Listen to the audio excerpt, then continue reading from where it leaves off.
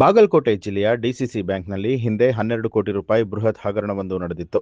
ಇದೀಗ ಮತ್ತೊಂದು ಗೋಲ್ಮಾಲ್ ಬೆಳಕಿಗೆ ಬಂದಿದೆ.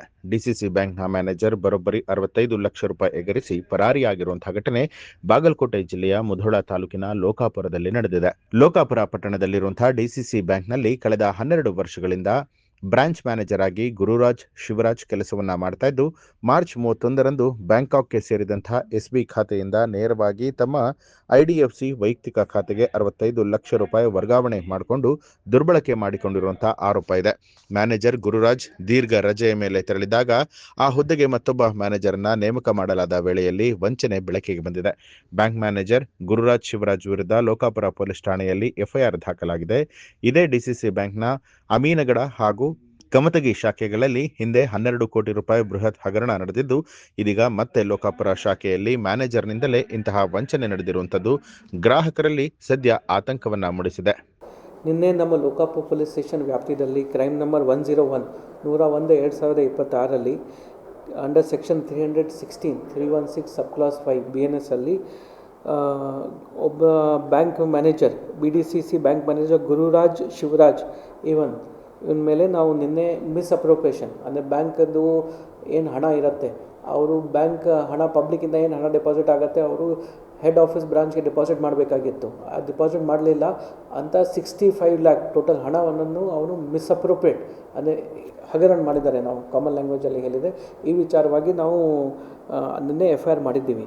ಇದರ ಬಗ್ಗೆ ಈ ವಿಷಯ ಬಗ್ಗೆ ಡಿಟೇಲ್ ಆಗಿ ಹೇಳೋದು ಇದ್ದರೆ, ಅಲ್ಲಿ ನಮಗೆ ಡಿಪ್ಟಿ ಜನರಲ್ ಮ್ಯಾನೇಜರ್ ಅವರು ಬಂದು ನಮಗೆ ನಿನ್ನೆ ಕಂಪ್ಲೇಂಟ್ ಕೊಟ್ಟಿದ್ದರು. ಅವರು ಹೇಳಿದ ಪ್ರಕಾರ ಗುರುರಾಜ್ ಶಿವರಾಜ್ ಇವರು ಲೋಕಾಪುರ್ BDCC ಬ್ಯಾಂಕ್ ಬ್ರಾಂಚಲ್ಲಿ ಕೆಲಸ ಮಾಡ್ತಾಯಿದ್ರು. ಈ ಘಟನಾ ಸುಮಾರು ಮೇ ತಿಂಗಳು ಅಲ್ಲಿ ಆಗಿದೆ. ಅವನಿಗೆ ಏನಿದೆ, ಲೋಕಾಪುರಲ್ಲಿ ಬ್ಯಾಂಕ್ BDCC ಬ್ರಾಂಚಲ್ಲಿ ಏನೇ ಪಬ್ಲಿಕ್ಕಿಂದ ಏನು ಕ್ಯಾಶ್ ಡಿಪಾಸಿಟ್ ಆಗ್ತಾಯಿತ್ತು, ಅವ್ರಿಗೆ ಆ್ಯಸ್ ಪಾರ್ಟ್ ಆಫ್ ಮ್ಯಾನೇಜರ್ ಅವರಿಗೆ ಆಥರೈಸೇಷನ್ ಇತ್ತು ಆ ಹಣ ತೊಗೊಂಡು ಹೋಗಿ ಅಲ್ಲಿ ಲೋಕಲ್ SBI ಬ್ರಾಂಚಲ್ಲಿ BDCC ಬ್ಯಾಂಕ್ ಹೆಸರು ಮೇಲೆ ಒಂದು ಖಾತಾ ಇದೆ, ಮಾಸ್ಟರ್ ಖಾತಾ ಇದೆ, ಅಲ್ಲಿ ಹೋಗಿ ಇವರು ಹಣ ಡೆಪಾಸಿಟ್ ಮಾಡಬೇಕಾಗಿತ್ತು ಅಂತ ಇವ್ರದ್ದು ಡೈಲಿ ಡ್ಯೂಟಿಯಲ್ಲಿ ಬರುತ್ತೆ. ಇವರು ಆ ಭರವಸೆ ಮೇಲೆ ಡೈಲಿ ಹೋಗಿ ಅಲ್ಲಿ ಡಿಪಾಸಿಟ್ ಮಾಡ್ತಾಯಿದ್ರು. ಆದರೆ 1ನೇ ತಾರೀಕಿಂದ ಇವರು ರಜಾಗೆ ಹೋಗಿದ್ದರು. ಅನ್ಅಥರೈಸ್ ಅಬ್ಸೆನ್ಸ್ 2 ಡೇಸ್ ಏನಾದರೂ ನನಗೆ ಇಂಜರಿ ಆಗಿದೆ, ಪ್ರಾಪರ್ ರಜಾ ತೊಗೊಂಡು ಹೋದರು.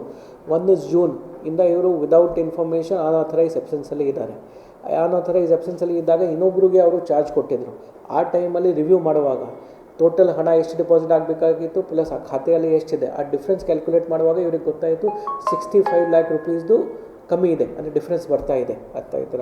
ಮತ್ತೆ ಡಿಟೇಲಲ್ಲಿ ಇನ್ಕ್ವೈರಿ ಮಾಡುವಾಗ ಇವರು ಇಂಟರ್ನಲ್ ಸಂಡು ಆಡಿಟ್ ಮಾಡಿದ್ದಾರೆ. ಆ ಪ್ರಕಾರ ಗೊತ್ತಾಯಿತು ಇವನು ನಮ್ಮ A1 ಆರೋಪಿ ಅವನು ಈ 65 ಲ್ಯಾಕ್ ರುಪೀಸ್ ಒಂದ್ಸರಿ ಡಿಪಾಸಿಟ್ ಆದ ನಂತರ ಅವನದು ಪರ್ಸ್ನಲ್ ಖಾತೆ ಇದೆ IDFC ಬ್ಯಾಂಕಲ್ಲಿ, ಅಲ್ಲಿ ಟ್ರಾನ್ಸ್ಫರ್ ಮಾಡಿದ್ದಾರೆ. ಅಲ್ಲಿಂದ ಮತ್ತೆ ಫರ್ದರ್ ವಿಡ್ರಾ ಮಾಡಿದ್ದಾರೆ. ಮತ್ತು 1ನೇ ತಾರೀಕಿಂದ ಬ್ಯಾಂಕ್ ಏನಾದರೂ ಹೇಳಿಲ್ಲದೆ ಇವರು ಗಾಯಬಾಗಿದ್ದಾರೆ. ಬೇಸಿಕಲಿ ಅಲ್ಲಿ ಡ್ಯೂಟಿಗೆ ಕೂಡ ಬರ್ತಾ ಇಲ್ಲ, ಮನೆಯಲ್ಲಿ ಕೂಡ ಇಲ್ಲ. ಈ ವಿಚಾರವಾಗಿ ಇವರು ನಿನ್ನೆ ನಮಗೆ ಕಂಪ್ಲೇಂಟ್ ಕೊಟ್ಟಿದ್ದಾರೆ. ನಾವು FIR ರಿಜಿಸ್ಟರ್ ಮಾಡಿದ್ದೀವಿ, ಮುಂದಿನ ತನಿಖೆ ಮಾಡ್ತೀವಿ. ನ್ಯೂಸ್ ಅಲರ್ಟ್ ನಿಮ್ಮಿಂದ ನಿಮಗಾಗಿ.